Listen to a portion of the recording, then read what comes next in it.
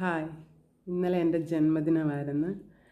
അപ്പം എനിക്ക് ജന്മദിനാശംസകൾ വിളിച്ച് പറഞ്ഞവർക്കും സ്റ്റാറ്റസ് ഇട്ട് അറിയിച്ചവർക്കും എന്നെ നേരിട്ട് വിഷ് ചെയ്തവർക്കും എനിക്ക് ഗിഫ്റ്റ് തന്നവരും ഗിഫ്റ്റ് തരാത്തവരെ ഞാൻ കുറച്ച് കാണുമല്ലോ ഒരിക്കലും, എല്ലാവർക്കും പേരെടുത്ത് പറഞ്ഞതേ ഉള്ളൂ. എല്ലാ എൻ്റെ സുഹൃത്തുക്കൾക്കും ബന്ധുക്കൾക്കും എല്ലാം എൻ്റെ ഹൃദയം നിറഞ്ഞ നന്ദി.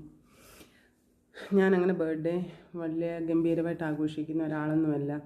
എൻ്റെ അച്ഛൻ്റെ, അമ്മയുടെ, അഭിഷേകിൻ്റെ, പാറുവിൻ്റെ ഇത്രയും പേരെ പിറന്നാളാണ് ഞങ്ങൾ ഗംഭീരമായിട്ട് ആഘോഷിക്കാറുള്ളത്.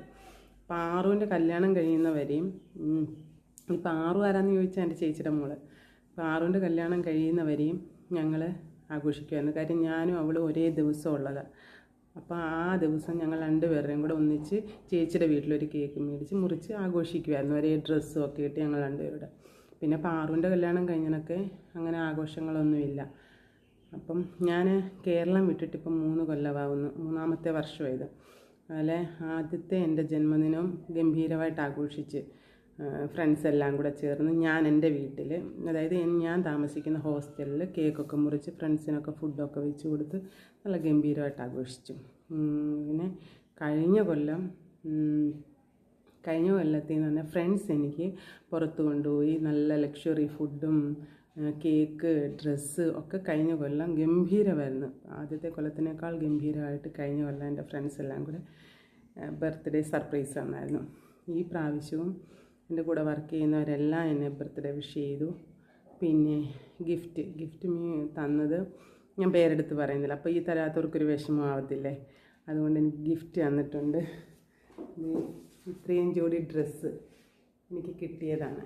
അപ്പം എനിക്കിത് സമ്മാനമായി തന്ന, വിഷ് ചെയ്ത് എനിക്ക് ഗിഫ്റ്റ് തന്ന ഈ ഡ്രസ്സ് എനിക്ക് സമ്മാനമായി തന്ന എൻ്റെ സുഹൃത്തുക്കൾ, എന്നും എനിക്ക് എൻ്റെ സുഹൃത്തുക്കൾ തന്നെ എപ്പോഴും എനിക്ക് ഉപകരിച്ചിട്ടുള്ളതെന്ന് പറയാം, എല്ലാ കാര്യത്തിലും. അപ്പോൾ അവരോടും എൻ്റെ നന്ദി പറയുന്നു. അവരും കേക്ക്, പായസം, ഞാൻ പായസം ഉണ്ടാക്കി, സേമിയ പായസം വെച്ച്. ഇവിടെ ആർക്കും സേമിയ പായസം ഒന്നും വെക്കാനൊന്നും അറിയത്തില്ല. സേമിയ പായസമൊക്കെ ചിലർക്കും കൊടുത്ത് അവർ തന്ന ഡ്രസ്സാണ് ഞാൻ ഇട്ടത്.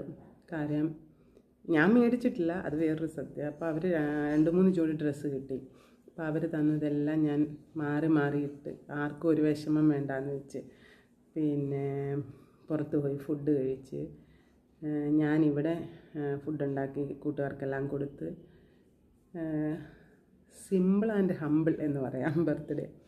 എന്നാലും മനസ്സ് നിറഞ്ഞ്, വീട്ടുകാരടുത്തില്ല എന്നുള്ളൊരു വിഷമമല്ലാതെ ബർത്ത്ഡേ സന്തോഷമായിരുന്നു. അപ്പം എല്ലാവർക്കും എൻ്റെ നന്ദി. എൻ്റെ ഈ ജന്മദിനങ്ങളെല്ലാം എൻ്റെ സുഹൃത്തുക്കളാണ് ഈ ഇന്നേ വരെ ഇത്ര മനോഹരമാക്കി തന്നിട്ടുള്ളത്.